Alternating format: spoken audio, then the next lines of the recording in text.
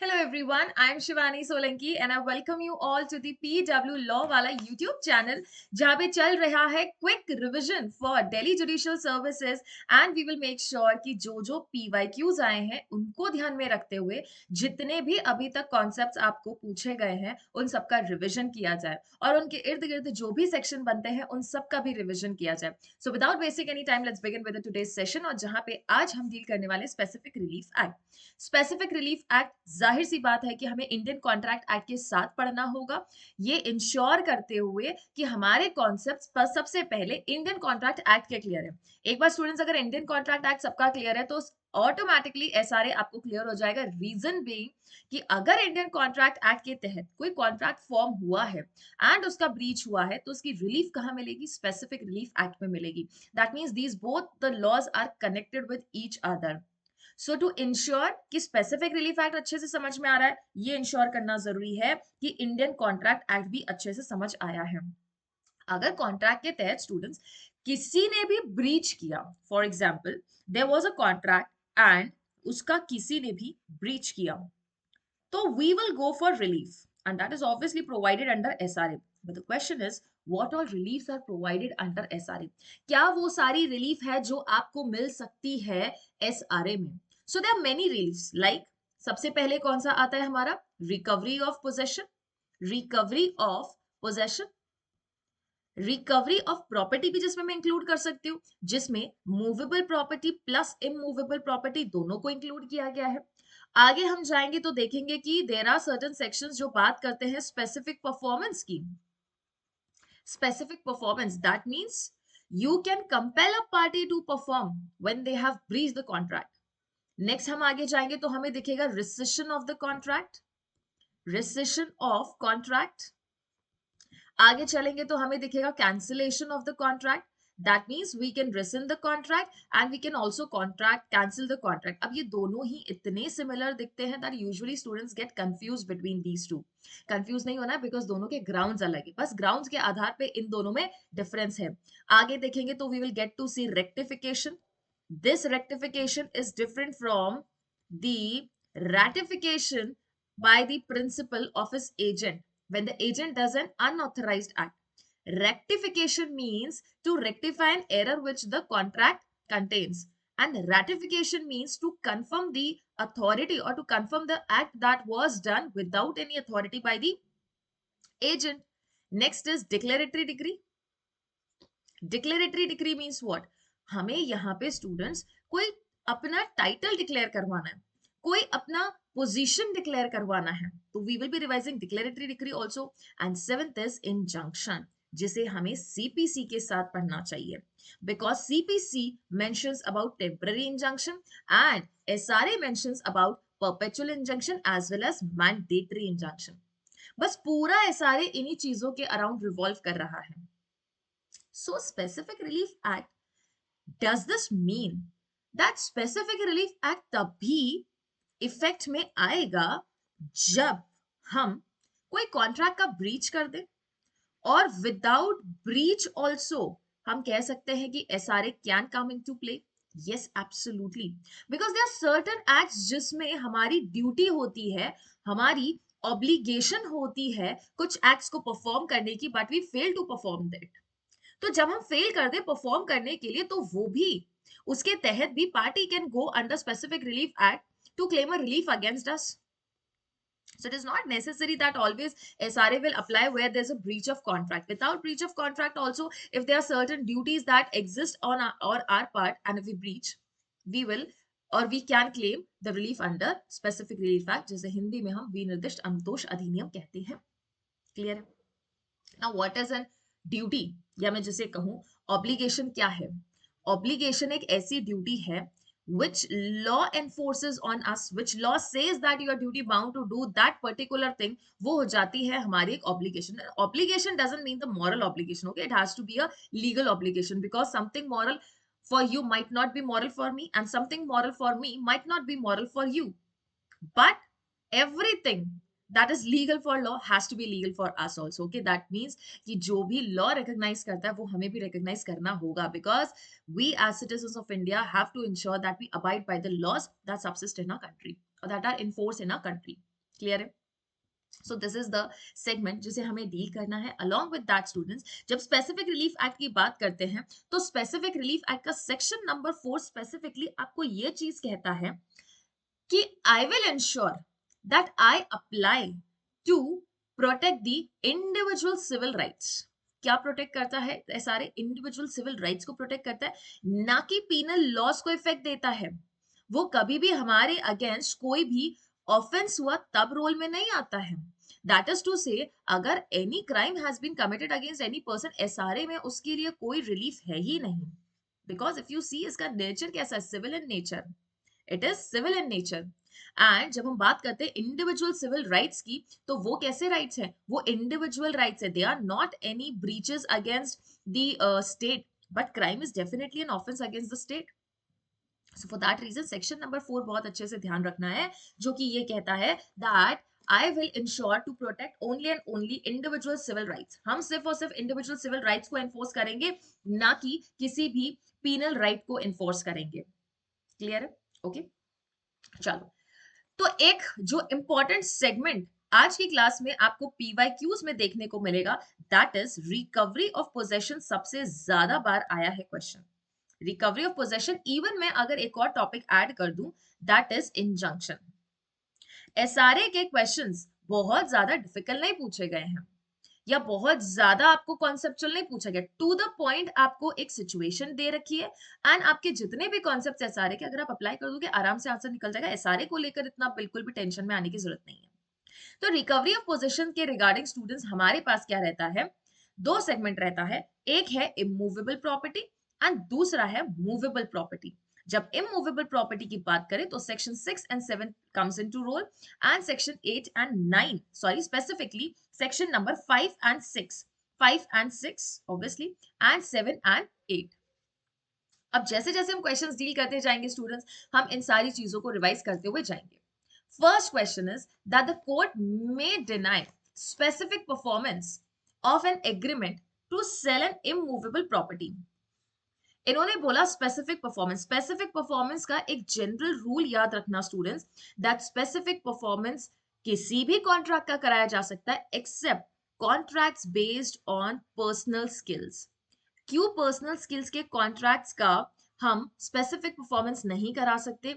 Reason simple है, that these are based on particular skills, these are based on wills, wish and desire, जिसका कोई yardstick नहीं है to measure whether the act performed is accurate up to the mark or not।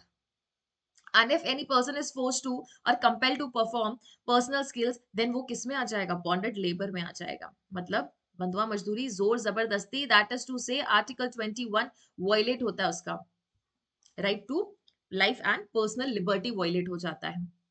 So it says court may deny specific performance of agreement to sell an immovable property। It is of the, if it is opinion, if it is of the opinion that consideration is inadequate। क्या inadequacy of the consideration के ground पे हम immovable property का agreement to sell को cancel करवा सकते हैं? Sorry, specific performance deny कर सकते हैं? No। Why? Because section number 25 of Indian Contract Act, इसीलिए मैंने बोला जिसका Indian contract मजबूत है उसका SRA भी मजबूत हो जाएगा। So consideration inadequacy of the consideration does not render your agreement void, rather it definitely gives court and or law an option, a court an option to consider whether the consent was free or not। The court feels that contract is onerous to the defendant, क्या इस grounds पे वो deny कर सकते हैं? The performance of the contract would involve hardship on the defendant which he did not foresee, or non-performance would involve no such hardship on the plaintiff। तो कौन से सिचुएशन में कोर्ट मना कर सकता है दैट हम स्पेसिफिक परफॉर्मेंस नहीं देंगे? अगर स्पेसिफिक परफॉर्मेंस हम नहीं देते हैं तो इससे हमारे डिफेंडेंट को क्या होगा? अगर मान लो अगर हमने स्पेसिफिक परफॉर्मेंस दे दिया तो डिफेंडेंट को हार्डशिप कॉज हो जाएगा, उसको प्रॉब्लम हो जाएगा। और अगर हमने ये स्पेसिफिक परफॉर्मेंस दे भी दिया तो फिर प्लेंटिफ को कुछ खास फर्क पड़ेगा नहीं, या अगर इसका नॉन परफॉर्मेंस भी हो गया तो इसका खास फर्क कुछ प्लेंटिफ पर नहीं पड़ेगा। तो नॉन परफॉर्मेंस से प्लेंटिफ पर कुछ खास फर्क नहीं पड़ेगा, लेकिन परफॉर्मेंस से डिफेंडेंट को जरूर हार्डशिप कॉज हो जाएगी। तो फिर हम क्या करेंगे? उस स्पेसिफिक परफॉर्मेंस के लिए मना कर देंगे।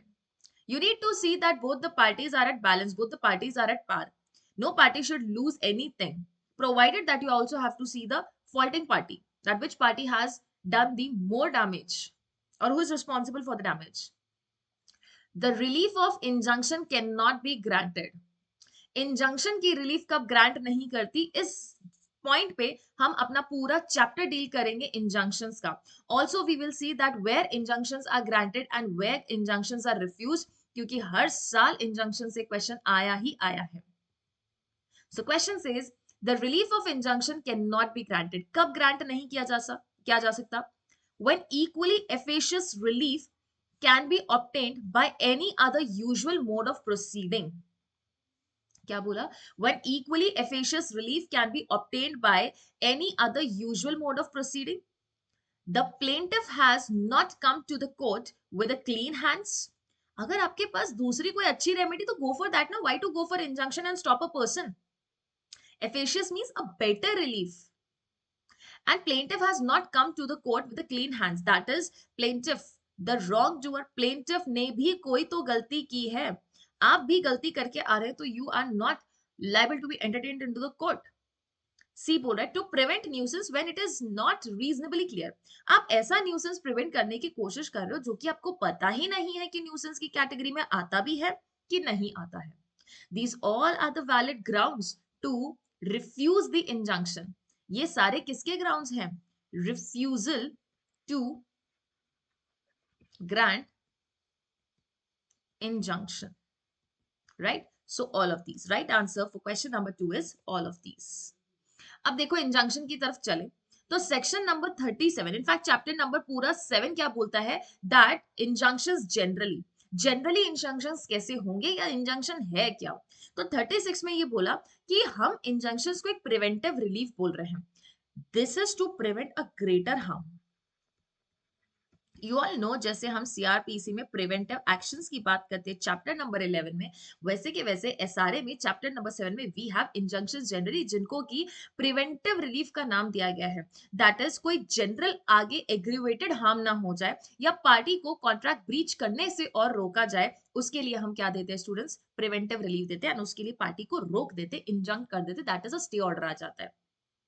Preventive relief granted by the court, मतलब ये कोर्ट का डिस्क्रिशन है. वो चाहे तो आपको इंजंक्शन दे भी सकते हैं, वो चाहे तो मना भी कर सकते हैं. It is completely their discretion after considering the merits of the case. Now injunction के टाइप्स क्या हैं? तो दे हैव मेंशन दैट या तो वो टेम्पररी इंजंक्शन दे सकते हैं या वो परपेचुअल इंजंक्शन दे सकते हैं. बट जब बोल रहे हैं कि टेम्पररी इंजंक्शन दे सकते हैं, परमानेंट इंजंक्शन दे सकते हैं, तो are these two types of injunctions defined anywhere? Answer is yes, absolutely they are defined. और डिफाइन कहां कर रखा है? सेक्शन नंबर 37 करके दिया है. What are the types of the injunctions? जब इन दो टाइप्स ऑफ इंजंक्शन के स्टूडेंट्स हम डिफरेंस पढ़ते हैं तो टेम्पररी इंजंक्शन क्या होता है? As the name itself suggest that it is temporary in nature. मतलब ये कुछ स्पेसिफाइड टाइम पीरियड तक के लिए ही एनफोर्समेंट में रहेगा. स्पेसिफाइड टाइम रहेगा वहां पे एंड किसी भी स्टेज पे आ सकता है. At any stage. This is generally in form of what? This is generally in form of an order. लेकिन जब परपेचुअल इंजंक्शन की बात करते हैं तो ये फॉर एवर रहता है. कैसा रहता है? फॉर एवर रहता है. And it is granted by decree. Decree के फॉर्म में आता है ये. After hearing the merits of the case, after looking into the merits of the case, that is listening to both the parties, considering all the evidences, written statement that are put before the court. ये merits of the case पे आता है. तो हमने जब temporary injunction बोल दिया तो temporary injunction order number 39 of CPC, ठीक है, वहां चले जाएंगे, वहां पढ़ लेंगे. But what about permanent injunction? Permanent injunction is given under chapter number 8, that is पूरा के पूरा सेक्शन नंबर 38 से 42 तक. जहां 38 में बोल रहा है कि हम परपेचुअल इंजंक्शन कब देंगे, at the same time section number 41 ये बोल रहा है परपेचुअल इंजंक्शन हम रिफ्यूज कब कर सकते हैं. तो दोनों ही पॉइंट्स को अच्छे से दिमाग में रखना है, लिस्ट अच्छे से दिमाग में छाप के रखनी है, क्योंकि यहां से जैसे हमने डायरेक्ट क्वेश्चन देखा है. और परपेचुअल इंजंक्शन जब ग्रांट किया जा रहा है तो court can decide whether the damages have to be awarded और नॉट. या तो इंजंक्शन की जगह पर डैमेज मिल जाएगा इन द ल्यू ऑफ, और in addition to the injunction damages can be granted. ठीक वैसे ही जैसे स्पेसिफिक परफॉर्मेंस के वक्त we can demand the compensation also, तो उस वक्त भी कॉम्पनसेशन मिल सकता है। और यहां पर भी सेम पिक्चर है। 39 किसकी बात करते हैं? Mandatory injunction. एंड 42 बोलता है injunction to perform negative agreements. जब हमने कोई कॉन्ट्रैक्ट किया है जहां पे पॉजिटिव एंड नेगेटिव दोनों ही टाइप्स के एग्रीमेंट्स हैं, तो जब आप पॉजिटिव का स्पेसिफिक परफॉर्मेंस नहीं करवा सकते हैं, तो आप नेगेटिव के लिए डेफिनेटली इंजंक्शन ग्रांट कर सकते हैं। I will give you an example, लेकिन पहले ये टॉपिक डिस्कस करते हैं। दैट इज, सबसे पहले हमें डिस्कस करना है परपेचुअल इंजंक्शन। क्या डिस्कस करना है? परपेचुअल इंजंक्शन डिस्कस करना है। कब ग्रांट होता है? अच्छे से पॉइंट्स ध्यान रखेंगे, स्पेसिफिकली ये 4 points A B C D। It says to prevent the breach of an obligation which exist. कोई ऐसा ऑब्लिगेशन है, किसी की ऐसी ड्यूटी है जो उसको परफॉर्म करनी थी but he is not performing that duty, तो उसके ब्रीच को प्रिवेंट करने के लिए परपेचुअल इंजंक्शन ग्रांट किया जा सकता है। Second is defendant threatens to. Defendant threat कर रहा है किस चीज के लिए? टू इन्वेड प्लेंटिव्स राइट, कि I am going to hamper your public rights, sorry private rights, मैं आपके राइट्स को नुकसान पहुंचा सकता हूं। देन कोर्ट में give perpetual injunction in the following cases. ये फॉलोइंग केसेस कौन कौन से हैं? जब प्लेंटिव को आप धमकी दे चुके हो कि आपके राइट्स को वायलेट किया जा सकता है। Clause A, defendant is trustee of the property of the plaintiff. जब प्लेंटिफ का ट्रस्टी है डिफेंडेंट, एंड वो प्रॉपर्टी किसकी है? प्लेंटिफ की प्रॉपर्टी, उसका ट्रस्टी है defendant. For example, I have a property और उसका अगर मैंने किसी को ट्रस्टी बना दिया है and then I threat him that I am going to cause injury to this property or evade your rights, तो मुझे मेरी ही प्रॉपर्टी का जो ट्रस्टी है वो रोक सकता है ऐसा करने से with the help of perpetual injunction. B is no standard to ascertain actual damage by invasion. कोई स्टैंडर्ड नहीं है, कोई यार्डस्टिक नहीं है जिससे हम ये पता कर सके कि एग्जैक्टली कितना डैमेज कॉज हो सकता है। अगर there is no way to liquidate the damages and find out ascertain the amount that can be paid by the wrongdoer or a person at fault to the party who is suffering, then in that case हम लोग perpetual injunction grant कर देंगे, because हो सकता है कि monetary perspective में हम उस person को वापस से वहां पे restore ना कर पाए। क्लॉज सी बोल रहा है compensation is not an affordable relief. compensation affordable relief नहीं है। हो सकता है there are certain things which are very close to my heart and morally वो मुझे बहुत ज्यादा connecting feel करवाता है। तो अगर आप कितना भी पैसा दे दो, कितना भी आप compensation दे दो, वो adequate नहीं होगा मेरे लिए। तो बेटर है that we stop the party from ensuring, we can stop the party कि हम ये इंश्योर करें कि वो ब्रीच ना करे। Compensation of the money affordable relief नहीं है, तो अफोर्डेबल रिलीफ फिर उसमें क्या होगी कि हम यहाँ पे स्टूडेंट्स इंजंक्शन ग्रांट कर दें। डी बोल रहा है it is necessary to prevent the multiplicity of the proceeding. Plaintiff suit लेके आया, फिर आपका डिफेंडेंट भी लेके आएगा, फिर वापस से डिफेंडेंट के इस चीज के ऊपर अगर प्लेंटिफ कोई और कॉज ऑफ एक्शन पे प्लेंट सूट इंस्टीट्यूट करता है, देन एक के बाद एक केसेस जो है वो बढ़ते जाएंगे। सो इट्स बेटर कि एक बार को हम इंजंक्शन ग्रांट कर दें so that no further party interferes with the property और no party further hampers anybody's right. तो एक बार को तो मामला वहां पे रुक सकता है। But perpetual injunction means what? Forever, perpetual, permanent है। सेक्शन नंबर 41 वहीं पे वो ग्राउंड्स बताता है जहां पे permanent injunction can be refused. So वो कौन कौन से ग्राउंड्स है जहां पे perpetual injunction refuse किया जा सकता है। So let's read out each one of them one by one. It says permanent injunction cannot be granted in the following cases. So remember, grant कहाँ होता है? 38 में। refuse कहाँ होता है? 41 में। It says when जब आप ये particular perpetual injunction किस लिए लेके आ रहे हैं? To resist a prosecution for a judicial proceeding. जब आप किसी पर्सन को रेस्ट्रिक्ट करना चाहते हैं कोई जुडिशियल प्रोसीडिंग लाने से, तो उसका तो आप राइट टू लीगल प्रोसीडिंग का राइट क्या कर रहे हैं? वॉयलेट कर रहे हैं। This can not be done. You can not ask me और you can not go in court and say कि मैम को किसी कोर्ट में हमारे अगेंस्ट सूट फाइल करने से रोका जाए। आप उसे रेस्ट्रिक्ट कर रहे हैं किससे? From prosecuting proceeding in a court, not subordinate court जो है दैट इज टू से हायर कोर्ट में आप नहीं जाने दे रहे हैं। restrict to applying to legislative bodies है where I want to apply for certain things, then in that case वहां पे अगर आप जाने से रोक रहे हैं, इंजंक्शन ग्रांट नहीं होगा.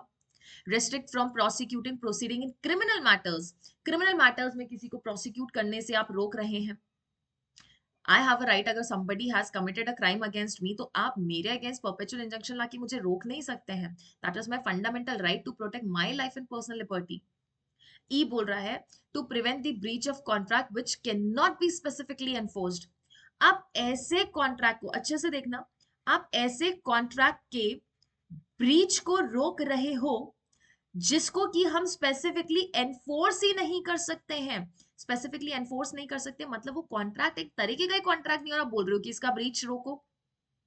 For example, I am saying that मैंने एक माइनर के साथ कॉन्ट्रैक्ट किया. क्या किया? माइनर के साथ कॉन्ट्रैक्ट किया.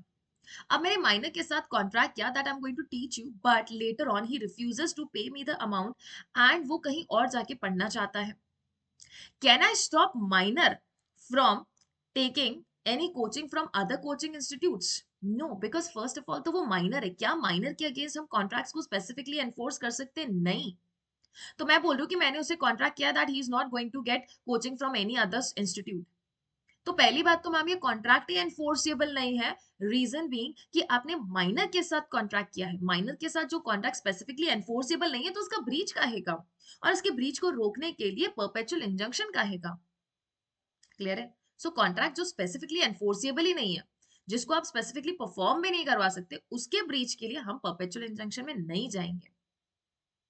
टू प्रिवेंट द न्यूसेंस, जहां पे रीजनेबली हमें क्लियर ही नहीं है whether it really amounts to nuisance or not, because certain things can be nuisance for me but not for you, and certain can be nuisance for you but not for me. So अगर picture clear नहीं है कि ये nuisance को वाकई amount करता है या नहीं करता है, then in that case no perpetual injunction. Prevent the continuing breach, plaintiff has acquiesced. हम ऐसा कंटिन्यूइंग ब्रीच को प्रिवेंट करने के लिए परपेचुअल इंजंक्शन ला रहे हैं जिसमें प्लेंटिफ ने एक्विसीज कर लिया है. दैट इज प्लेंटिफ ने खुद ही हाँ कर दी है. Okay fine, I am okay with the whatever breach that you are doing. So जब आपने हाँ कर दिया, you are okay, you are cool with it, then you can not go for perpetual injunction against the defendant. Efficacious relief obtained, ये अभी हमने question देखा है. अगर हमारे पास और कोई बेहतरीन रिलीफ है, एफिशियस रिलीफ है apart from perpetual injunction, then definitely perpetual injunction की वहां पे जरूरत ही नहीं है. Delay in infrastructure project 2018 amendment से ये HA क्लॉज को ऐड किया गया है, जिसे हमें 20A के साथ पढ़ना चाहिए, जो ये बता रहा है कि इंफ्रास्ट्रक्चर प्रोजेक्ट को डिले करने के लिए अगर आप परपेचुअल इंजंक्शन लाने की कोशिश करते हैं, एप्लीकेशन फाइल करते हैं, it will be straight outly rejected and perpetual injunction नहीं मिलेगा. बिकॉज कोई भी इंफ्रास्ट्रक्चर प्रोजेक्ट से स्टूडेंट्स एक कंट्री का डेवलपमेंट इंश्योर किया जाता है, एंड इफ इंफ्रास्ट्रक्चर प्रोजेक्ट्स या कोई भी प्रोजेक्ट को रोक दिया जाएगा तो डेवलपमेंट मुश्किल हो जाता है, कंट्री के लिए रेवेन्यू जनरेट करना मुश्किल हो जाता है. आई क्लॉज क्या बोल रहा है? कंडक्ट ऑफ प्लेंटिफ डिसएंटाइटल्ड, या फिर उसका एजेंट ऐसा कंडक्ट करे स्टूडेंट्स जो उसको खुद ही डिसएंटाइटल करता हो. That is plaintiff and agent, you yourself are wrongdoers. Now you cannot come to the court saying that I want a perpetual injunction, because you haven't come to the court with the clean hands. J बोल रहा है plaintiff has no personal interest. PIL के लिए आ गए हो, किसी और के बिहाफ पे केस फाइल कर रहे हो कि मैम उसका इंटरेस्ट है, आपका खुद का कोई पर्सनल इंटरेस्ट नहीं है ना, तो परपेचुअल इंजंक्शन कोर्ट ग्रांट करने से मना कर देगा. Because in this case court will consider the interest of only that parties जिसका एक्चुअल वहां पे राइट क्या हुआ है, ब्रीच हुआ है, या एक्चुअल राइट हैम्पर हुआ है. क्लियर है चीज? अगर क्लियर है तो हम चलेंगे अगले सवाल की तरफ. देखो क्या बोल रहा है. It says question number 3, S, a shopkeeper has kept the goods for sale on the pavement outside the shop. Shop के बाहर जो पेवमेंट है वहां पे इन्होंने यहाँ पे गुड्स को रखा हुआ है.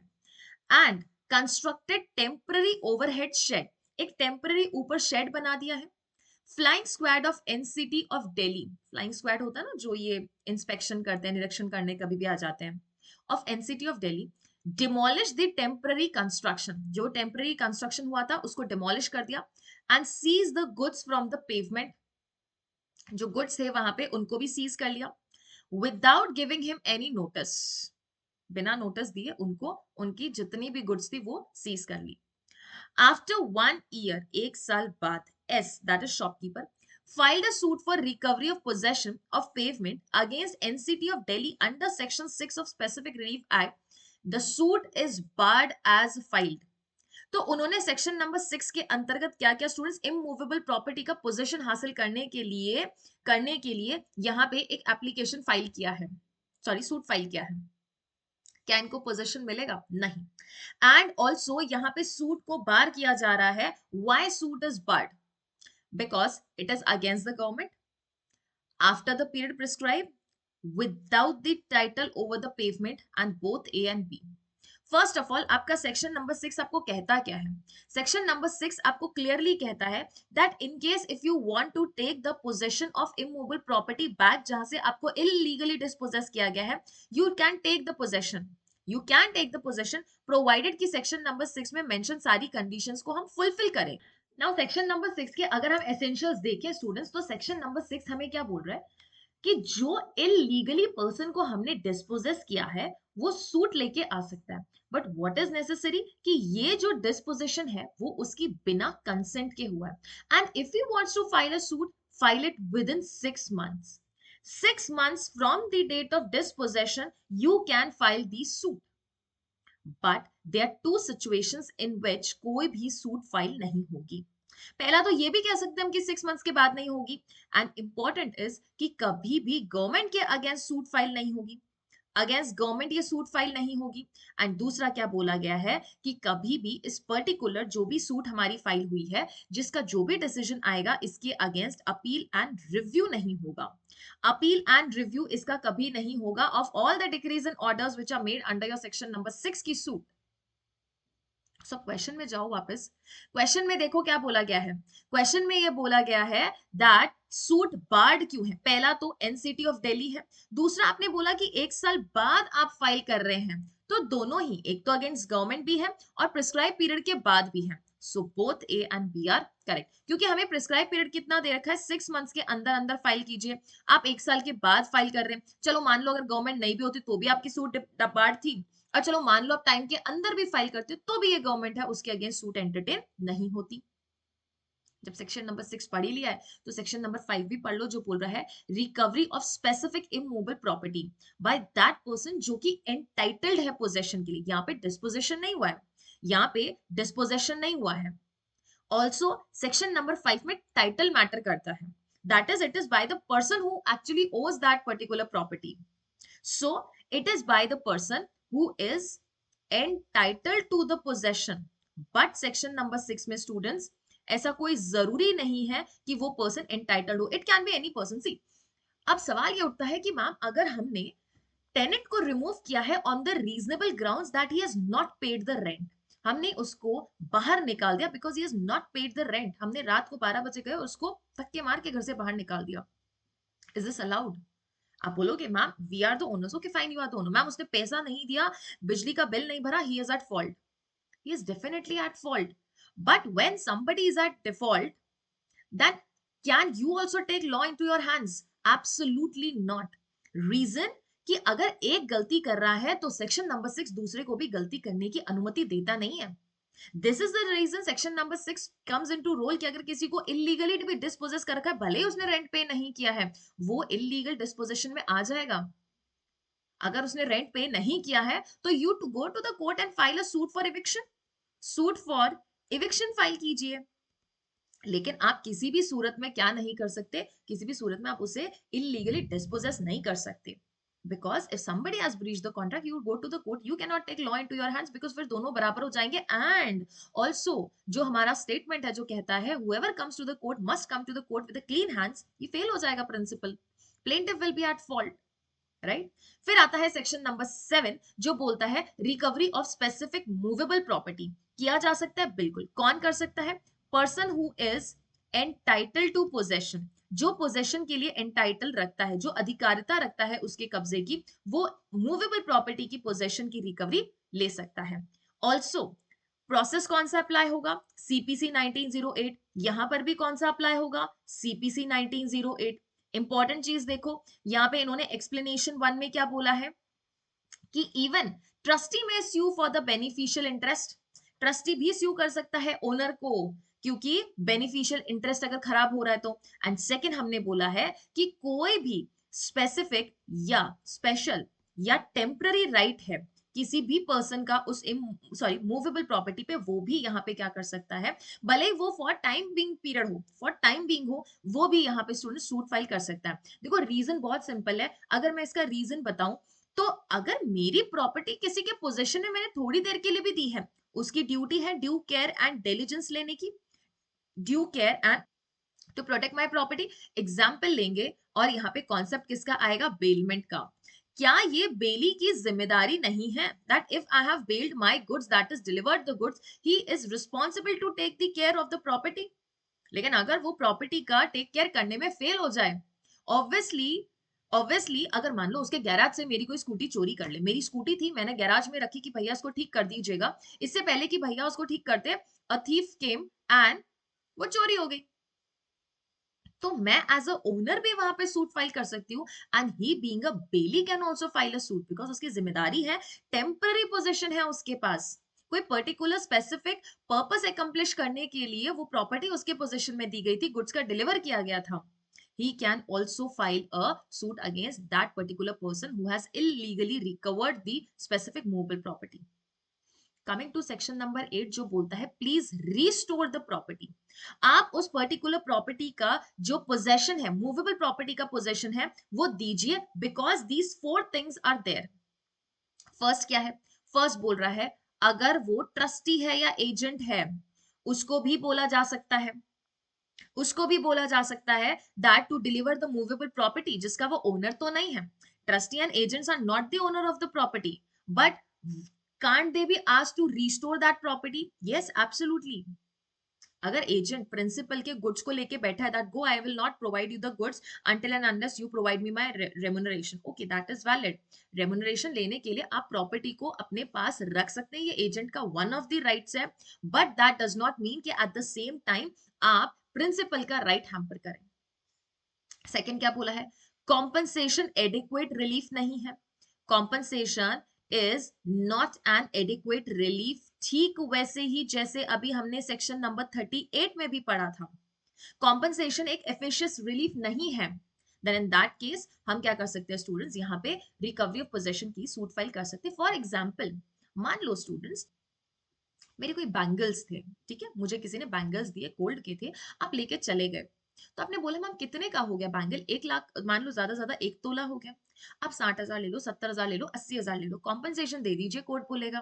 But I said no, compensation is not adequate relief, reason being that वो कंगन मेरे लिए बहुत ही ज्यादा प्रेशियस है, ट्रेडिशनल है, किसी ने दिए हैं, दादी ने दिए हैं, वो कुछ चीजें इमोशंस होल्ड करता है, तो प्लीज कॉम्पनसेशन एडिक्वेट रिलीफ नहीं है, you please provide my property only. तो court is going to tell that defendant that please property जो है वो मैम को, उसका पर्टिकुलर मूवेबल प्रॉपर्टी का पोजीशन मैम को डिलीवर कीजिए। थर्ड क्या बोला, it is difficult to ascertain students, difficult to ascertain exactly कितना लॉस हुआ है, एग्जैक्टली कितना डैमेज कॉज हुआ है, ये मुश्किल हो गया है। For example if I have my barracks, और उस बेरेक में मैंने बहुत सारे नोट्स बना रखे, छोटे छोटे, 2 3 4 साल से मेहनत कर रही हूँ, और एक दिन आप आए और वो बेरेक लेके चले गए, तो you might say to the court कि मैम मान लो 200 250 का बेरेक, आप 300 रुपए ले लो, 350 रुपए ले लो, एज अ कॉम्पनसेशन चलो 500 रुपए दे दो, let the barrack be with us only. But at that point I can say that see, बात 250 500 रुपए की है नहीं, बात यह है कि पिछले 3 सालों से उस चीज में मेहनत लग रही है, and no amount can compensate that particular thing which और the particular effort that I have given in the last 3 years in order to make that particular barrack exhaustive for learning or studying। तो recovery करवाइए possession का, court can do this thing. And fourth बोल रहा है possession wrongfully transfer हो चुका है, क्या हो गया, पोजेशन रॉन्गफुली ट्रांसफर हो गया है फ्रॉम प्लेंटिफ, प्लेंटिफ के साइड से ही रॉन्गफुली ट्रांसफर हो गया है, और फिर प्लेंटिफ ही जा रहा है कि प्लीज मेरी मूवेबल प्रॉपर्टी का मुझे रिकवरी कराइए, दैट इज टू से पोजेशन का रिकवरी करवाइए। देखो कैसे, आप आए एक दिन मेरे स्टूडियो में, और मेरे पास यहाँ पे खूब सारी बुक्स पड़ी थी, okay, you came and said ma'am मेरी बुक्स है यहाँ पे, अगर आपने आंसर चेक कर लिया तो प्लीज दे दो, मेरी 10 नोटबुक्स थी। मैंने बोला ठीक है, ये पूरा बंडल पड़ा है, टेक इट अवे, आपकी ये बुक्स यहाँ पे पड़ी है, आप ये पूरा बंडल लेके जाओ। अब बंडल लेके गए ना, उसमें मेरे पेरेंट्स ऑलरेडी थे, उसमें मेरे पेरेंट्स भी ऑलरेडी थे, तो मेरी साइड से रॉन्गफुली आपको वो पर्टिकुलर प्रॉपर्टी का ट्रांसफर हो चुका है। Then in that case, students, I can claim the possession of that particular movable property even if वो मेरे डिफॉल्ट की वजह से हुआ। डिफॉल्ट किसका था? प्लेंटिफ का था। Who is coming to the court? Plaintiff is only coming to the court and plaintiff has to admit it that wrong जो है वो मेरी साइड से हुआ था। क्लियर? ओके, चलो। अच्छा, एक सेक्शन नंबर 9 पढ़ेंगे, that what all defences are available to the defendant. Defendant के अगेंस्ट स्टूडेंट्स जब भी कोई रिलीफ क्लेम की जा रही है इस पर्टिकुलर एक्ट में, he has all the reliefs which he has under Indian contract act. Indian contract act में जो भी रिलीफ दे रखी है वो रिलीफ ले सकता है। जैसे कि वो बोल सकता है सर वॉइड एग्रीमेंट है प्लीज, सर पार्टी इनकेपेबल है, क्या है? Parties are incapable to contract. और क्या बोल सकता है? फ्री कंसेंट नहीं है sir, there is no free consent, there is no lawful consideration, lawful object. ये जब चीजें है ही नहीं, या कम्युनिकेशन नहीं हुआ है, एक्सेप्टेंस नहीं हुआ है, रिवोकेशन हो चुका है at valid point, then in that case वो सारे ही डिफेंसेस हमारे एसआरए में भी डिफेंस बनते हैं। इसीलिए मैंने आपको स्टार्टिंग में ही बोल दिया था स्टूडेंट्स कि जिस पर्सन का इंडियन कॉन्ट्रैक्ट एक्ट बहुत अच्छे से क्लियर है उसको एसआरए समझने में दिक्कत नहीं आने वाली है। क्लियर है? चलो जी, moving on to section number 10। Section number 10 अति महत्वपूर्ण चीज जो बोलता है specific performance of the contract, क्योंकि अभी हमने प्रॉपर्टी मूवेबल या इमूवेबल उसका हमने पोजेशन तो पढ़ लिया कि पोजेशन आप रिकवर कैसे करोगे, यही पढ़ा था ना यहाँ पे हमने सेक्शन नंबर 5, 6 एंड 7, 8। जब हमने प्रॉपर्टी के पोजेशन के बारे में पढ़ा है तो अब जरा ये पढ़ते हैं कि प्रॉपर्टी का पोजेशन तो ठीक है करवा सकते हैं, लेकिन एक और तरीका भी होता है जिससे हम कॉन्ट्रैक्ट का स्पेसिफिक परफॉर्मेंस करवा सकते हैं। ये एक तरीका है जिससे हम कॉन्ट्रैक्ट का परफॉर्मेंस करवा सकते हैं, जिसे हम स्पेसिफिक परफॉर्मेंस कहते हैं। That please don't leave the contract open, you have to perform it, नहीं तो हमें बहुत खतरनाक नुकसान हो जाएगा। तो सेक्शन नंबर 10 में 2018 में वर्ड दिया गया specific performance of a contract shall be enforced bye the court. मतलब ये ड्यूटी है कोर्ट का कि उन्हें स्पेसिफिक परफॉर्मेंस देना ही देना पड़ेगा। वो स्पेसिफिक परफॉर्मेंस देंगे, और देंगे कब? जब उनको उचित लगे। दैट इज, अगर वर्ड शैल देखोगे that means now it is not the description of the court, it is binding, it is mandatory, but it is subject to the 4 sections. Sorry, basically तो 3 सेक्शंस है। It is subject to these 3 sections, जो ये कहता है that in case if you think that these 3 are the things, these 3 are the things, तो फिर आपको देखना है whether specific performance की रिलीफ ग्रांट करनी चाहिए या नहीं करनी चाहिए। Now section number 11 subsection 2, section number 14 and section number 16, these are the exceptions where no specific performance can be granted. So these are what? Section number 11 subsection 2, section number 14, section number 16, these are the exceptions to the general rule mentioned under section 10, जो बोल रहा है that specific performance of the contract has to be given. First बोल रहा है 11 का subsection 2, contracts and excess of the powers of trustee. Listen trustee, तुम बोल रहे हो कि स्पेसिफिक परफॉर्मेंस करो, अरे भैया तुमने खुद पावर्स एक्सीड कर लिया है जो तुमको इनहेरिट कर रखे थे, जो तुमको दिए थे, जो पावर्स तुमको दिए थे वो पावर्स ही तुमने एक्सीड कर लिया। Now you are asking the owner of the property to do the specific performance, not allowed. Clear है?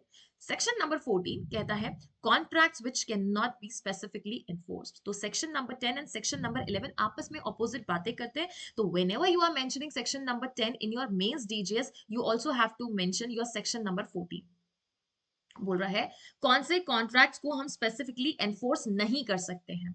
It says contracts which can not be specifically enforced, जिसका आपने सब्स्टिट्यूटेड परफॉर्मेंस ले लिया है। क्या ले लिया बेटा? substituted performance, जिसका आपने ले लिया है। now you are not entitled for specific performance now, because why you are not entitled? because किसी और से परफॉर्म करा लिया, अब आप उस पार्टी को बोल रहे हो जिसने ब्रीच किया है, दैट मींस आप तो उसको परेशानी करना चाहते हो।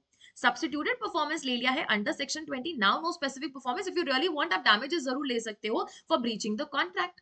सेकेंड है जहां पे कॉन्ट्रैक्ट ऐसा है स्टूडेंट्स जहां पे कंटिन्यूस ड्यूटी है, कंटिन्यूस ड्यूटी है जिसका की court can not supervise.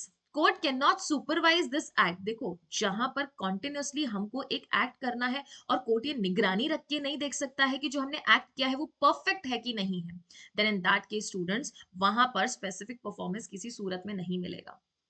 If I have to constantly teach you, or if I have to constantly provide you DPPs, constantly provide you the notes, constantly provide you the mentorship, जिसका कि court supervision नहीं कर सकता कि चलो 1 महीने अच्छा था, बाकी के 2 4 5 है 10 महीने अच्छी तरीके से हुआ ही नहीं है, तो कोर्ट ऐसी चीजों का स्पेसिफिक परफॉर्मेंस नहीं देंगे। थर्ड क्या होता है? Third is personal qualification. क्या बोला?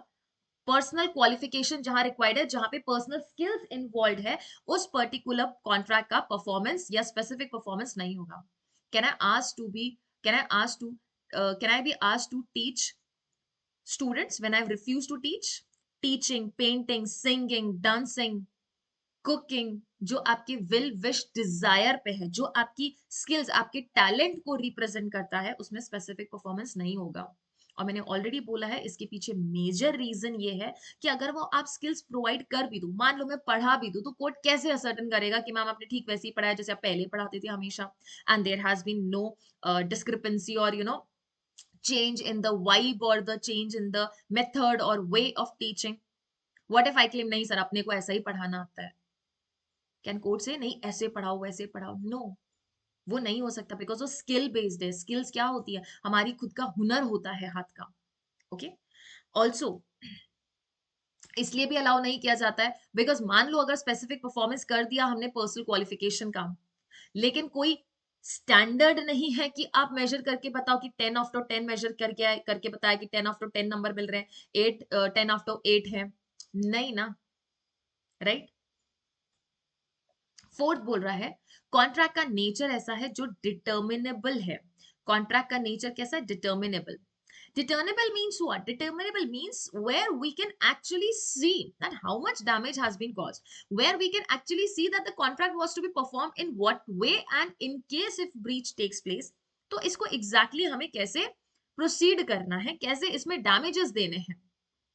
तो जब ये चीजें पता है तो स्पेसिफिक परफॉर्मेंस करवाने की जरूरत क्या है? Go for damages. This is what section number 14 says, that it lays down 4 things, 4 places जहां पे हम स्पेसिफिक परफॉर्मेंस नहीं करवा सकते हैं। फिर आता है सेक्शन नंबर 16 जो बोल रहा है personal bars, that is plaintiff, तुम डिफॉल्ट पे हो। पर्सनल का मतलब क्या हो गया? व्यक्तिगत रोक लगा रहा है आपको, और व्यक्तिगत रोक लगाएगा किसको? जो व्यक्ति कोर्ट में आ रहा है, और आ कौन रहा है? प्लेंटिफ आ रहा है। तो प्लेंटिफ इज एट डिफॉल्ट, क्योंकि प्लेंटिफ कुछ चीजें करके आया है। पहले बोला गया है कि तुमने सब्स्टिट्यूटेड परफॉर्मेंस ले लिया ना, तुम सब्स्टिट्यूटेड परफॉर्मेंस लेके कोर्ट कैसे आ रहे हो? Means you are not coming to the court with a clean hands. हमने बोला अगर सब्स्टिट्यूटेड परफॉर्मेंस ले लिया, सेक्शन नंबर 14 में स्पेसिफिक परफॉर्मेंस नहीं मिलेगा, एंड 16 में हम बोल रहे हैं कि तुम सब्स्टिट्यूटेड परफॉर्मेंस ऑलरेडी ले चुके हो, तो वो तुम्हारी गलती है plaintiff, and because of this default of yours where you've taken the substitute performance, this disentitles you from specific performance under your section number 10। Next बोल रहा है इनकेपेबल है या फ्रॉड कमिट हुआ है या कॉन्ट्रैक्ट का टर्म्स वायलेट किया है। फ्रॉड कमिट किया या टर्म्स को वायलेट किया। वायलेट किसने किया? टर्म्स को। टर्म्स को वायलेट किया स्टूडेंट्स, मान लो आपका प्लेंटिफ खुद ही आया, उसको बोला था हमने कि लिसन आपको एडवांस देना है अमाउंट, आपने एडवांस दिया ही नहीं, now you are saying that defendant haven't perform the contract, तो why did you not give the advance? Clear है? Next, third is that if he has failed to prove, अगर वो फेल हो गया है ये प्रूफ करने में that he is ready and willing to perform the contract, वो बताने में to perform the contract, वो ये प्रूफ करने में फेल हो गया कि सर मैं तो अपनी साइड से रेडी हूं, मैं तो अपनी साइड से विलिंग हूं कॉन्ट्रैक्ट को परफॉर्म करने के लिए, जब वो फेल हो चुका है तो now he can not get the contract specifically enforce. समझो कैसे? मैंने 2 वर्ड्स लिखे, और दोनों वर्ड्स कैसे लिखे बेटा? कैपिटल में लिखे, ready and willing। what is the difference between the term ready and willing? because ये कई बार सिचुएशन में आपसे पूछा गया है। ready means I have a will, I have a wish internally, through heart, through mind, I'm ready, मैं prepared हूं that I want to perform this particular contract। लेकिन willing क्या हो गया? willing का मतलब है कि मैं खुद से इच्छा शक्ति है मेरी वो चीज करने की। डिजायर है मेरी वो चीज करने की, बट रेडी किस पर्सपेक्टिव में है? फाइनेंशियल स्टेबिलिटी हो गई है, आपके पास जो भी इन्वायरमेंटल स्टेबिलिटी है, स्ट्रक्चर है, वो सब अवेलेबिलिटी है कि नहीं है? सो रेडी होता है ना बेटा, दुल्हन तैयार तो बैठी, दुल्हन तैयार तो हो चुकी है, लेकिन विलिंग नहीं है शादी करने के लिए। मतलब वेशभूषा पूरी दुल्हन की मतलब धारण कर ली है, रेडी तो है, बट विलिंग नहीं है, इच्छा नहीं है उसकी। तो जब हम बोल रहे हैं कि रेडी नहीं है, विलिंग नहीं है, मतलब मन से रेडी नहीं है। तो I am willing to teach you, but मान लो अगर electricity that is power cut है, नेटवर्क नहीं है, या फॉर दैट मैटर मेरे पास कोई यंत्र तंत्र नहीं है, आई मीन टू से जितना भी हमारा स्टूडियो सेटअप के लिए लगता है, अगर वो चीजें नहीं है, तो हम बोलेंगे कि विलिंग तो हूं मैं, बट अब रेडी नहीं हूं।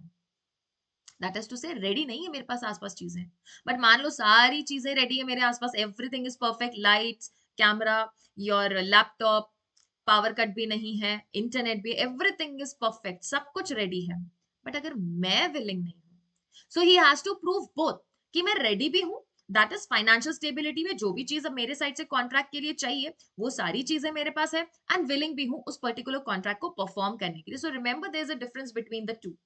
क्लियर है?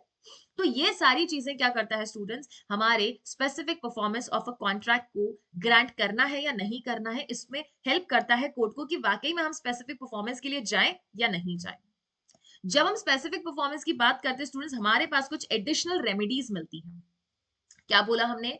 एडिशनल रेमेडीज मिलती है सेक्शन नंबर 21 में, 22, 23, 24 एंड 29 में, जिसको हम फर्दर डील करेंगे लेकिन कुछ क्वेश्चंस के बाद। सुनो, next question it says, question number 4 जो कहता है the engagement diamond ring of an was stolen by T, a thief who sold it to J, a jeweler. N filed a suit for recovery of ring.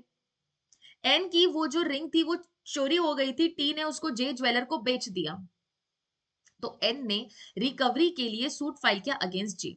J contended that he is ready to pay the price of the ring. J ने बोला मैं ring की price पे करने के लिए ready हूं। whether the decree for the recovery of the diamond ring can be refused on the ground that, क्या ये रिफ्यूज की जा सकती है स्टूडेंट्स, कि compensation in the money would be adequate relief for the loss of the ring? क्या ये जो बोल रहा है कि मैं रिकवरी के लिए सूट फाइल कर रहा हूं, क्या हम मिस्टर एन को बोल सकते हैं कि हम आपको रिकवरी नहीं करवाएंगे पोजेशन की क्योंकि आपके लिए कॉम्पनसेशन एडिक्वेट होगा? नहीं। T is bona fide purchaser of the ring. T is bona fide purchaser. How come T is bona fide purchaser? T bona fide purchaser नहीं है. In fact, T is a thief. There is no jural relationship between N and J. N and J के jural relation does not recognize whether he is entitled for that particular position or not. So D is the right answer. That is to say, हम उसे refuse ही नहीं कर सकते recovery of diamond ring के लिए. We have to give her the possession of that particular diamond ring. Next question देखो. It is the principle of law that a person who has been in long and continuous possession can protect the same by seeking injunction against any person in the whole world than the true owner. हाँ कि ना? Absolutely correct है। हम बोल रहे हैं कि अगर कोई person long and continuous position पे है तो वो इंजंक्शन ले सकता है पूरी दुनिया के against except the owner of that particular property, and the statement is absolutely correct. Because एक पर्टिकुलर ओनर है, ये अगर अपनी जमीन का ध्यान नहीं रखता है जिसको आप यूज कर रहे हैं, तो ये प्रॉपर्टी को क्लेम कर सकता है। कंटिन्यूस एंड लॉन्ग पोजीशन इसने ध्यान रखा है उस पर्टिकुलर प्रॉपर्टी का, बट पूरी दुनिया के खिलाफ उसका बेटर टाइटल, बेटर राइट बनेगा वहां, except the true owner. Owner के अगेंस्ट नहीं बनेगा, ओनर तो अभी भी ओनर ही रहने वाला उस पर्टिकुलर प्रॉपर्टी का। Next question, section number 6 of specific relief act can be filed a suit under section number 6, that is direct question आया है, for recovery of position of movable property, गलत। For recovery of position of immovable property, absolutely correct. ये बोल रहा है for recovery of both movable and immovable property, गलत है। Against the government भी गलत है। हेडिंग या मैं कहूं इंडेक्स बेस्ड क्वेश्चन आया है व्हिच सेज क्या दैट सेक्शन नंबर 6 की सूट हम सिर्फ और सिर्फ इमूवेबल प्रॉपर्टी के पोजेशन के रिकवरी के लिए सूट फाइल कर सकते हैं। Moving on to question number 8, it says A sues B for specific performance of a contract. In the plaint, A seeks the relief of specific performance. He did not seek any relief in alternative. और कोई relief लिया नहीं उसने. The court determines that it cannot order specific performance of the contract. Can the court award compensation? क्या court यहाँ पे students compensation award कर सकता है, हाँ कि ना? इसके लिए हम ये सारे सेक्शंस भी पढ़ेंगे, लेकिन एक बार सबके सब ऑप्शंस पढ़ लेते हैं. It says yes, as specific relief act directs that compensation must be awarded. क्या ये मैंडेटरी बोल रहा है कि कॉम्पनसेशन आपको अवार्ड करना ही करना है? Compensation can be awarded since Order number 7, Rule number 7 of CPC provides that other relief can be awarded and the same does not have to be specifically pleaded. कि आप कोई भी और रिलीफ प्रोवाइड कर सकते हो अगर आपने प्लीड नहीं किया है तो. अरे if you do not plead no remedy will be given. कहते हैं ना, दुनिया में आए हो कुछ चाहिए तो मांगना पड़ेगा, बिना मांगे कुछ नहीं मिलेगा. तो ऐसे ही एसआरए बोलता है, if you have not claimed compensation you can not और you are not entitled for the compensation. See बोल रहा है compensation can be awarded only after the court allows the claim to be amended for including the claim of compensation. आपको claim compensation का तभी मिलेगा जब आप क्या करें, उस पर्टिकुलर प्लेंट में अमेंडमेंट कर दें और वहां पे कॉम्पनसेशन क्लेम कर दें. Absolutely correct. डी बोल रहा है no compensation because damages can not be awarded since the relief of specific performance and of compensation are inconsistent. क्या प्लीडिंग के लिए इनकंसिस्टेंट है? No, not at all. जिस प्लेंट में, जिस सूट में आप स्पेसिफिक परफॉर्मेंस क्लेम कर रहे हैं उसमें आप कॉम्पनसेशन भी क्लेम कर सकते हैं. And therefore no amendment can be brought to this effect. Option number C is absolutely correct. Now we will read all these alternative remedies of specific performance जो section number 10 के साथ हमें पढ़नी चाहिए थी one by one. Section number 10 में जब specific performance की डिमांड की जा रही है तो उसके साथ students there are 4 other relief. हालांकि मैं अच्छे से बोलूं तो there are 4 relief and जो first segment है that is section number 21 वो आपको compensation की बात कर रहा है. देखो, जब स्पेसिफिक परफॉर्मेंस मांगा तो आप कॉम्पनसेशन साथ में मांगिए. क्या कीजिए? कॉम्पनसेशन साथ में मांगिए. कर सकते हैं. लेकिन अगर नहीं किया तो इफेक्ट क्या होगा? लेकिन अगर नहीं किया तो इफेक्ट क्या होगा? तो सिंपल सी चीज है, आप नई सूट फाइल नहीं कर सकते आप कॉम्पनसेशन के लिए. सेक्शन नंबर 21 बोलता है whenever you are asking for compensation, जब आप स्पेसिफिक परफॉर्मेंस भी डिमांड कर रहे हो, जब आप स्पेसिफिक परफॉर्मेंस भी डिमांड कर रहे हो और कॉम्पनसेशन भी डिमांड कर रहे हो तो section number 73 of Indian contract act apply हो जाएगा ऑटोमेटिकली. आपको उसके अकॉर्डिंग देना है एंड यू हैव टू सी 73 क्या बोलता है, नॉर्मल लॉस है या प्रोबेबल लॉस है, उसके लिए हमारा प्लेंटिफ एंटाइटल्ड है. सेक्शन नंबर 22 कह रहा है court's power to grant relief. Court की पावर है कि जब वो स्पेसिफिक परफॉर्मेंस की रिलीफ ग्रांट कर रहे हैं तो उसके साथ साथ एडिशनली वो पार्टीशन के लिए भी बोल सकते हैं. वो बोल सकते हैं कि पोजेशन भी ग्रांट कीजिए, या फिर वो बोल सकते हैं refund of earnest money. What is meant by earnest money? It means money advanced. Advance money के लिए भी कोर्ट बोल सकता है कि ये पर्टिकुलर मनी वापस से आप प्लेंटिफ को दीजिए. Section number 23 important and 24 important. 23 बोल रहा है लिक्विडेशन. किसकी बात कर रहा है? Liquidation of damage not bar to specific performance. Liquidation of damages means हमने अपने कॉन्ट्रैक्ट में अगर डैमेजेस लिक्विडेट कर रखे हैं, फिक्स कर रखे हैं, दैट डजंट मीन कि हम स्पेसिफिक परफॉर्मेंस नहीं करवा सकते और आप डैमेजेस ले लीजिए ना. मान लीजिए आपका और मेरा कॉन्ट्रैक्ट है where I contracted you to provide 100 laptops and उसमें कॉन्ट्रैक्ट में ये भी मेंशन किया that ma'am in event of failure from your side in performing the contract or providing the laptops we are going to impose a fine of or damages of rupees 10 lakh. 10 lakh का हम damages impose करेंगे and if I fail to perform the contract और मैं laptop नहीं दूं तो कहना इसे कि बेटा 10 लाख तो मेंशन कर ही रखा है, 10 लाख ले लो, छुट्टी करो. 10 लाख ले लो, मैं आपको 10 लाख दे देती हूँ, कॉन्ट्रैक्ट परफॉर्म करने की जरूरत नहीं है. नहीं, ऐसा नहीं हो सकता. I can not say this. Rather you have to say that ma'am वो 10 लाख इसलिए मेंशन नहीं किए थे कॉन्ट्रैक्ट में कि आप वो पर्टिकुलर डैमेजेस पे कर दोगे और अपने चॉइस से कभी भी निकल जाओगे. No, rather that damages was liquidated in the contract in order to deter the party from not breaching the contract. हमने वो 10 लाख का damages mention ही इसलिए किया था so that you cannot breach the contract. Understood? तो इवन इफ हमने damages liquidate कर दिए हैं that does not give an party an option to choose the damages and to get a relief from specific performance? No, आपको specific performance करना ही पड़ेगा, क्योंकि वो हैवी डैमेजेस इंपोज ही इसलिए किया है कि आप ब्रीच ना कर दो। सो लिक्विडेशन ऑफ डैमेज क्या बार नहीं करता, क्या स्टॉप नहीं करता? स्पेसिफिक परफॉर्मेंस की रिलीफ स्टॉप नहीं करता है। सो स्पेसिफिक परफॉर्मेंस के साथ साथ डैमेजेस डिमांड किए जा सकते हैं। Damages plus compensation, damages that means basically जो लॉस हुआ है, compensation in order to restore you into that particular situation, वो विक्टिम को दिया जाता है, या मैं कहूं तो एग्रीव पार्टी को दिया जाता है। It is liquidation of damages. Okay, clear है? Next is bar on suit of compensation. Bar on suit of compensation क्या है? कि मैंने स्पेसिफिक परफॉर्मेंस की सूट फाइल की जो कि डिसमिस हो गई। क्या हो गई बेटा? डिसमिस हो गई। तो मैंने स्पेसिफिक परफॉर्मेंस की सूट लगाई थी, डिसमिस हो गई, मैंने उसमें कॉम्पनसेशन क्लेम नहीं किया था। अच्छा, कॉम्पनसेशन क्लेम नहीं किया था, तो जब मेरी सूट डिसमिस हो जाए तो क्या मैं नई सूट फाइल कर सकती हूँ सिर्फ और सिर्फ कॉम्पनसेशन के लिए? Answer is no, a big no. When my suit of specific performance is dismissed, I cannot file a new suit only and only for compensation. क्यों? क्योंकि वो खुद कह रहे हैं कि अगर आपको compensation demand करना है तो आप earliest possible stage, या फिर हम कहते हैं कि आप कभी भी कोर्ट के पास जा सकते हैं, प्रोवाइडेड कि कोर्ट आपको अलाउ कर दे अपनी प्लेंट को अमेंड करने के लिए, वहां पे कॉम्पनसेशन का पॉइंट ऐड करने के लिए आपको अनुमति दे दे। सेक्शन नंबर 29 एक ऑल्टरनेटिव रिलीफ देता है, क्योंकि सर हमें पता है कि शायद हमारी स्पेसिफिक परफॉर्मेंस की जो रिलीफ है वो ग्रांट नहीं होगी। तो अगर हमारी स्पेसिफिक परफॉर्मेंस की जो रिलीफ है वो ग्रांट नहीं होती है, तो do one thing. What is the thing that can be done? Alternative relief for recession demand कर लो।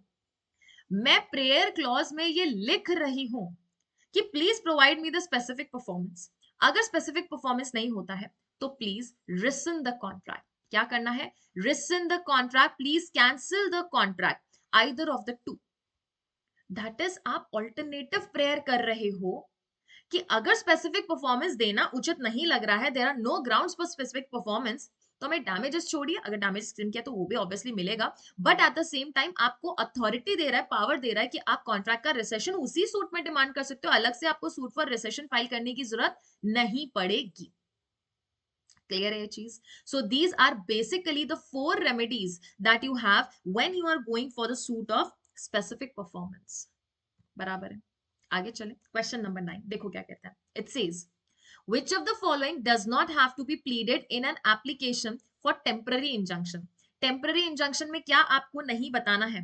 मैलिफाइड intention of the opposite party, क्या ऑपोजिट पार्टी का मैलिफाइड इंटेंशन बताना पड़ेगा हमें टेम्पररी इंजंक्शन में? ये ऑर्डर नंबर 39 से of CPC.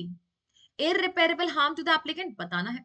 Prima facie case, प्रथम दृष्टता कारण लग रहा है, आधार लग रहा है, बताना पड़ेगा।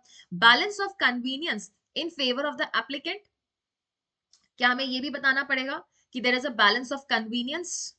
There is a balance of convenience, कि एप्लीकेंट के फेवर में बैलेंस ऑफ कन्वीनियंस है? No, what do you have to, sorry ये भी यस यस एब्सोल्युटली बताना पड़ेगा कि एप्लीकेंट के फेवर में ये कैसे मामला जो है इंजंक्शन का जा सकता है। लेकिन क्या नहीं बताना है? That is malafide intention of the opposite party, whether they had intention और not, you are entitled.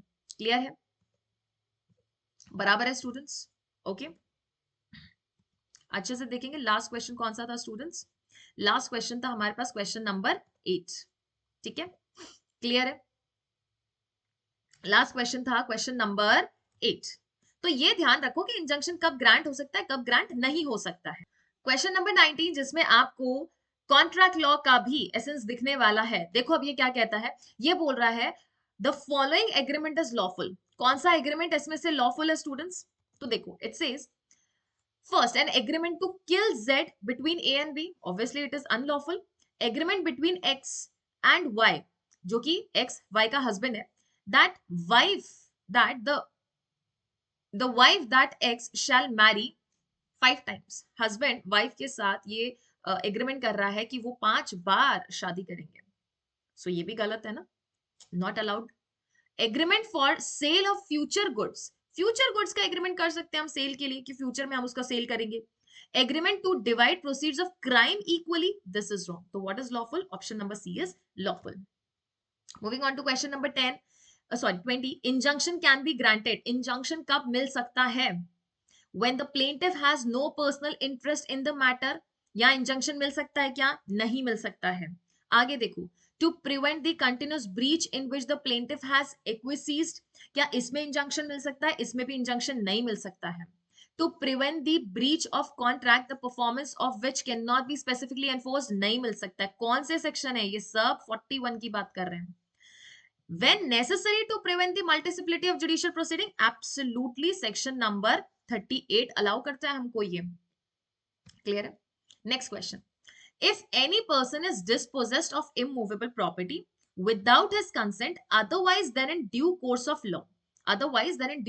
law, he may, by a suit, recover possession, notwithstanding any other title that may be set up in such suit within a period of, कितने time period में हो सकता है students? 6 months from the date of possession. उसके बाद बोला है 3 months from the date of possession, 1 year from the date of possession और 3 years from the date of possession. हमें पता है कि सेक्शन नंबर 6 की बात कर रहा है। किसकी बात कर रहा है? Section number 6, dispossessed of immovable property 6 months from the date of possession। बात ही खत्म। अच्छा, और क्या बोला इन्होंने बोला कि गवर्नमेंट के अगेंस्ट आप सूट फाइल नहीं कर सकते। 6 महीने के बाद आफ्टर 6 months कोई सूट फाइल नहीं होगी एंड इस सूट का कोई भी डिक्री या ऑर्डर का अपील या फिर रिव्यू नहीं होगा। क्लियर है? चलो जी, क्वेश्चन नंबर 21 किसकी बात कर रहा है? It says where a decree for specific performance of a contract for sale of immovable property has been made and the purchaser within a period allowed by the court does not pay the purchase money which the court has ordered him to pay. हमने specific performance की decree के लिए where a decree for specific performance of a contract for sale of immovable property has been made. Immovable property के contract का जो है, immovable property का जो सेल है, उस कॉन्ट्रैक्ट का स्पेसिफिक परफॉर्मेंस के लिए डिग्री आ चुकी है, लेकिन परचेजर ने डिसाइडेड गिवन पीरियड में क्या नहीं किया? अमाउंट पे नहीं किया है। Then purchase money which the court ordered him to pay. तो यह क्या रिलीफ मिलेगी? वेंडर में apply in the same suit in which the decree is made to have the contract rescinded. Absolutely, section number 13 पढ़ना चाहिए हमको, 17 पढ़ना चाहिए, 18 पढ़ना चाहिए। बोल रहा है the purchaser may apply in the same suit in which the decree is made to have contract rescinded and for the direction to the vendor to refund the earnest money advanced till then along with the cost of suit, or the vendor can forfeit the earnest money. forfeit नहीं कर सकता है। the vendor has to file a fresh suit नहीं, बात तो same suit की ही आएगी। And in question number 21 आपको जब बोल रहा है कि क्या आपके वेंडर के पास क्या रिस्पॉन्सिबिलिटी रहेगी या क्या उसके पास रिलीफ रहेगी, vendor means he is the seller, then in that case same suit जिसमें उसने कॉन्ट्रैक्ट के रिसेशन की डिमांड की थी और जिसमें डिक्री आई है, उसी पर्टिकुलर सूट में वो क्या बोलेगा? Please tell him to pay the amount, he has failed to pay the amount. Clear है? चलिए, अब स्टूडेंट्स हमने बात किया रिसेशन ऑफ द कॉन्ट्रैक्ट की। किसकी बात की? कॉन्ट्रैक्ट के रिसेशन की बात की है। तो एट द सेम टाइम हम ये भी देखेंगे कि कॉन्ट्रैक्ट रिसेशन कब किया जा सकता है और कौन से ग्राउंड्स पे कॉन्ट्रैक्ट को रिसेंड किया जा सकता है। अब अगर सेक्शन नंबर 27 को देखो, हालांकि सेक्शन नंबर यहाँ पे मेंशन कहां से कहां तक है? 27 से लेके 30 तक मेंशन्ड है, जो बोल रहा है कि कब हम एक्सेप्ट करेंगे, कब हम रिफ्यूज करेंगे। तो सेक्शन नंबर 27 में वो सारे ग्राउंड्स जो आपको अलाउ करते हैं रिसेशन के लिए और जो रिफ्यूज करते हैं रिसेशन के लिए, वो ग्राउंड्स पता होना चाहिए। सेक्शन नंबर 29 जो बोल रहा है ऑल्टरनेटिव रिलीफ है आपके पास, एंड सेक्शन नंबर 30 बोल रहा है कि अगर पार्टीज ने ऐसा कोई भी बेनिफिट ले लिया है तो प्लीज कॉन्ट्रैक्ट रिसेंड करते हुए आप रिस्टोर कीजिए उसको, आप उस बेनिफिट को रिस्टोर कीजिए जो कि पार्टी ने ले लिए हैं, but now we are rescinding the contract. तो कॉन्ट्रैक्ट रिसेशन के वक्त you have to ensure that you do the equity. Section number 27 में we need to see that when it can be allowed. अब allowing की जब बात करेंगे students, तो when it can be allowed, जब कॉन्ट्रैक्ट आपका वॉइडेबल है। कॉन्ट्रैक्ट कैसा है? वॉइडेबल है। दैट इज टू से हमने इंडियन कॉन्ट्रैक्ट एक्ट में पढ़ा है, अगर कंसेंट फ्री नहीं है तो उस ग्राउंड्स पे हमारा कॉन्ट्रैक्ट वॉइडेबल हो जाता है। कॉन्ट्रैक्ट कैसा है? टर्मिनेबल है। Terminable means parties are at liberty to cancel it. Terminable है, वॉइडेबल है, along with that it is unlawful, as well as defendant की डिफॉल्ट, डिफेंडेंट्स जो डिफॉल्ट है वो ज्यादा है, डिफेंडेंट की जो डिफॉल्ट है वो ज्यादा है। ठीक है? क्लियर है? एज वेल एज रिफ्यूज कब कर सकते हैं? जब प्लेंटिफ ने कॉन्ट्रैक्ट को रेटिफाई कर लिया। मिस्टर प्लेंटिफ, आपने तो खुद ही उस कॉन्ट्रैक्ट को करेक्ट कर लिया है, तो now this contract can not be rescind as well as यहाँ पे अगर चेंज हो चुका है सर्कमस्टांसेस में तो अब भी कॉन्ट्रैक्ट को हम रिसेंड नहीं कर सकते हैं। थर्ड पार्टी का इंटरेस्ट आ चुका है उसमें तो यहाँ पे कॉन्ट्रैक्ट रिसेंड नहीं होगा, मतलब यहाँ पे रिफ्यूज किया जा सकता है। अगर कॉन्ट्रैक्ट का वो पार्ट है जिसको कि हम सिवियर नहीं कर सकते हैं, सिवियर मतलब हम इसको सेपरेट नहीं कर सकते हैं, इस ग्राउंड्स पे कॉन्ट्रैक्ट का रिसेशन कैंसिल कर दिया जाएगा, रिफ्यूज कर दिया जाएगा, मतलब बोला जाएगा please perform the contract, you need to perform that particular contract. At the same time, rectification of the contract deal करता है section number 26 में। 26 में जहां हम रेक्टिफिकेशन की बात कर रहे हैं स्टूडेंट्स, रेक्टिफिकेशन में ये जरूरी है कि आपको ये पता हो कि कौन से ग्राउंड्स पे रेक्टिफाई किया जा सकता है, बिकॉज रेक्टिफिकेशन का सिंपल मीनिंग है, रेक्टिफिकेशन सिर्फ ये कहता है कि आपकी कोई ऐसी मिस्टेक हुई है, कोई ऐसा एरर हुआ है जिससे कि पार्टीज को भारी नुकसान हो सकता है, जिससे पार्टीज को इररिपेरेबल लॉस हो सकता है, then we need to ensure कि कोर्ट की परमिशन के साथ उस पर्टिकुलर इंस्ट्रूमेंट को हम रेक्टिफाई कर दें। Moving on to next, that is cancellation of the instruments. Instruments का कैंसिलेशन हो सकता है, बिल्कुल हो सकता है, 31 से लेके 33 तक। तो जब हम कैंसिलेशन की बात कर रहे हैं तो सेक्शन नंबर 31 क्या बोल रहा है, कैंसिलेशन ऑर्डर मिलेगा कब, ये तब मिलता है स्टूडेंट्स जब हमारा इंस्ट्रूमेंट या तो वॉइड है या वॉइडेबल है, या तो वॉइड है या वॉइडेबल है, एंड अगर इस इंस्ट्रूमेंट को ओपन रखा तो इसकी वजह से हमें रीजनेबल एप्रीहेंशन है कि हमें कोई लॉस हो सकता है, हमें कोई लॉस हो सकता है। जब ऑर्डर को कॉन्ट्रैक्ट को जब हमने कैंसिल कर रखा है और वो कॉन्ट्रैक्ट ऐसा है जो कि रजिस्टर्ड है अंडर इंडियन रजिस्ट्रेशन एक्ट, तो हमें इसकी कॉपी भेजनी पड़ेगी उस रजिस्ट्रार के पास, उस ऑफिसर के पास जिसने इस कॉन्ट्रैक्ट को रजिस्टर किया, because is going to mention it into the details that contract को हमने कैंसिल कर दिया है। क्या इंस्ट्रूमेंट्स को पार्शियली कैंसिल कर सकते हैं जो हमारी different rights and different liabilities बता रहा है, absolutely we can cancel the contract into or the instrument into parts में, that is partially उसको कैंसिल किया जा सकता है, that is to say एक पार्ट को हम बोलेंगे कैंसिल कीजिए और एक पार्ट को हम बोलेंगे आप परफॉर्म कीजिए। एंड सेम स्टूडेंट्स जैसे कि अभी हम पढ़ के आ चुके हैं सेक्शन नंबर 30 में कि जब हम कॉन्ट्रैक्ट का स्टूडेंट्स क्या कर रहे हैं, रिसेंड कर रहे हैं, कॉन्ट्रैक्ट का रिसेशन कर रहे हैं, तो वहां पे आप इक्विटी कीजिए। सेम सेक्शन नंबर 33 बोल रहा है अगर कॉन्ट्रैक्ट का दैट इज टू से इंस्ट्रूमेंट का कोई भी ऐसा हम क्या कर रहे हैं, कैंसिलेशन कर रहे हैं, तो प्लीज इंश्योर कि आप बेनिफिट्स को रिस्टोर करें। जो भी पार्टीज ने लिए हैं यहाँ पे बेनिफिट्स, आपको क्या करने हैं, उन बेनिफिट्स को रिस्टोर करना है एक दूसरी पार्टी को। फिर आती है हमारे पास एक और relief, that is declaratory orders. Declaratory order कौन कौन से सेक्शन में मेंशन्ड है, सेक्शन नंबर 34 एंड 35, जहां पे 34 में कोर्ट का डिस्क्रिशन है कि वो चाहे तो स्टूडेंट्स डिक्लेरेटरी डिक्री ग्रांट कर भी सकते हैं और वो चाहे तो डिक्लेरेटरी डिक्री हमें रिफ्यूज भी कर सकते हैं। और डिक्लेरेटरी डिक्री ग्रांट कब होती है, जब हमारा कोई लीगल राइट है या फिर हमारा कोई लीगल कैरेक्टर है which is denied by a person. देखो वो डिनाई करेगा तभी हम ऐसा डिक्लेरेशन करवा सकते हैं, विच is denied by any person, तो हम कोर्ट के पास जा सकते हैं कि प्लीज आप ऐसी घोषणात्मक डिग्री दे दीजिए, घोषणात्मक आदेश दे दीजिए, not degree order, declaratory order बोला है। अब डिक्लेरेटरी ऑर्डर में एक और चीज देखना, एक और चीज देखना कि आपको ये रिलीफ नहीं मिलेगी अगर आपके पास कोई अदर रिलीफ थी, बट कोई अदर रिलीफ थी but you omitted to take that relief, वो रिलीफ लेने में ओमिशन कर दिया है, अब आपको वो रिलीफ नहीं मिलने वाली है, दैट इज डिक्लेरेटरी डिग्री की रिलीफ नहीं मिलने वाली है। क्लियर है? Okay, declaratory degree. आगे देखो इफेक्ट ऑफ डिक्लेरेशन क्या होने वाला है, डिक्लेरेशन का इफेक्ट क्या होने वाला है, इन्होंने बोला डिक्लेरेशन का इफेक्ट एक ही होगा कि ये बाइंडिंग होगा। किसके किसके ऊपर बाइंडिंग रहने वाला है, obviously parties to the suit पर तो बाइंडिंग रहने ही रहने वाला है, और कोई भी पार्टी जो क्लेम कर रही है हमारे पार्टीज टू द सूट के अंडर उनको भी बाइंड करने वाला है। क्लियर है? चलो जी, moving on to next question, that is an injunction can not be granted.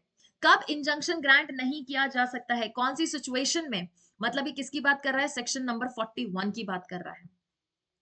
To restrain any person from instituting or prosecuting any proceeding in a court not subordinate to that from which an injunction is sought. Absolutely correct. वो से subordinate नहीं होना चाहिए जिसमें आप injunction ले रहे हो, मतलब उसके superior होना चाहिए, उसमें injunction मना कर सकते हैं, मना कर सकते हैं कि नहीं मना कर सकते, मना नहीं कर सकते हैं, it can not be granted.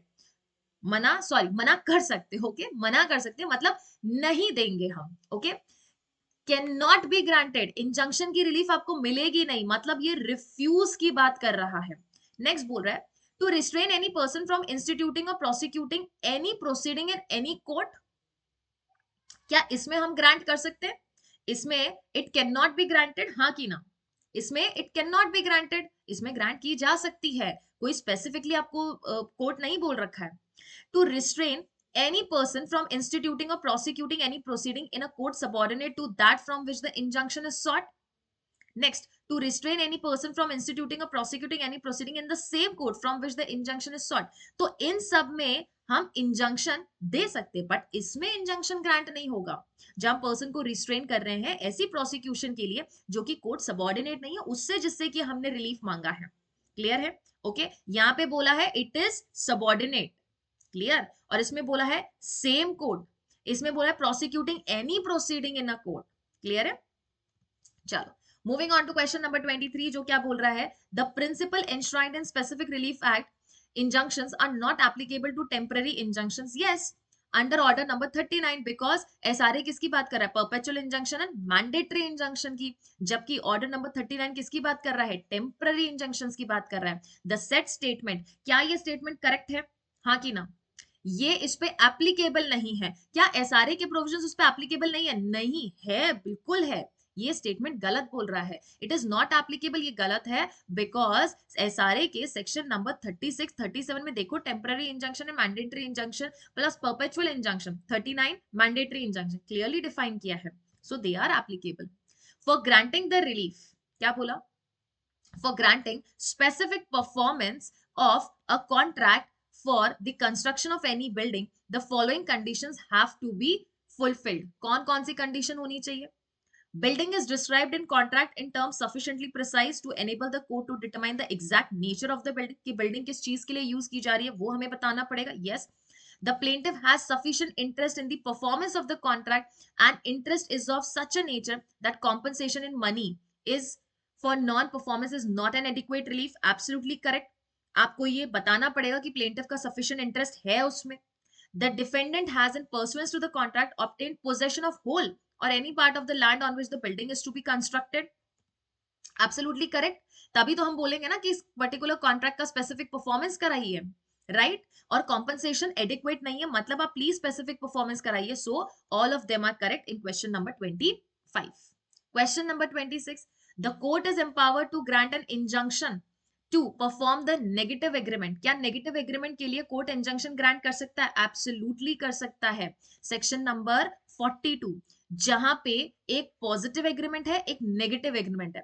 Positive agreement का स्पेसिफिक परफॉर्मेंस नहीं हो सकता, तो नेगेटिव एग्रीमेंट का हम इंजंक्शन, नेगेटिव एग्रीमेंट के लिए इंजंक्शन ग्रांट कर सकते हैं।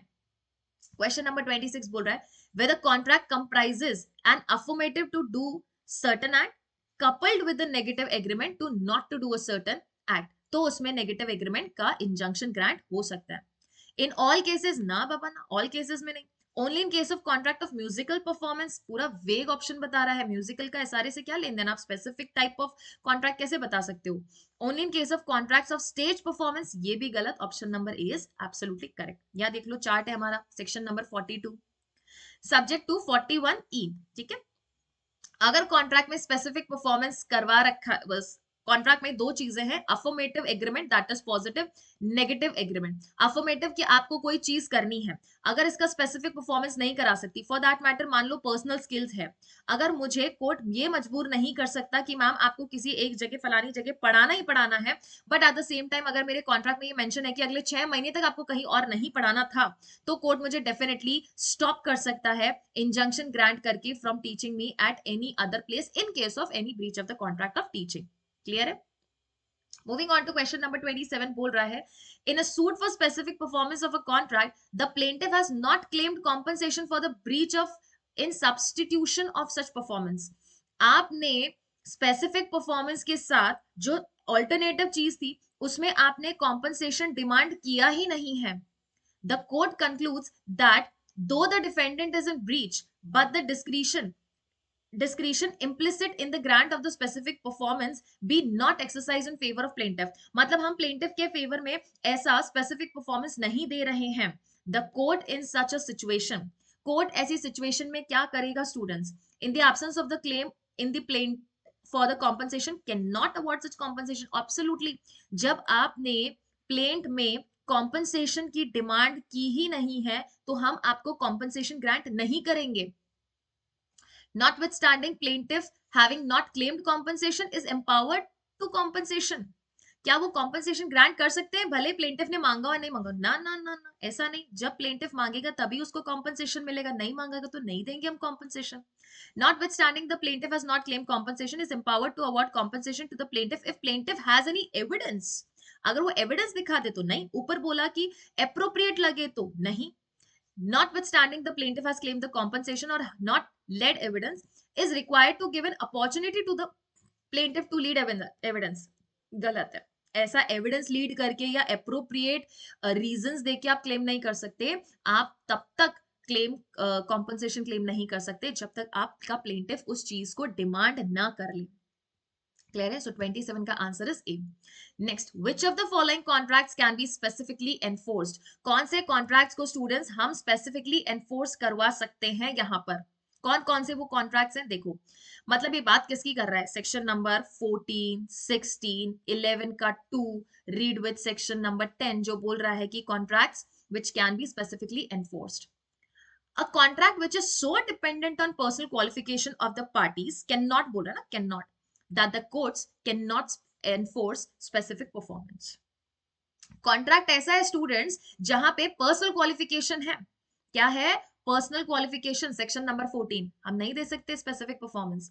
The contract which in its nature is determinable. Section number 14 इसका भी स्पेसिफिक परफॉर्मेंस नहीं हो सकता.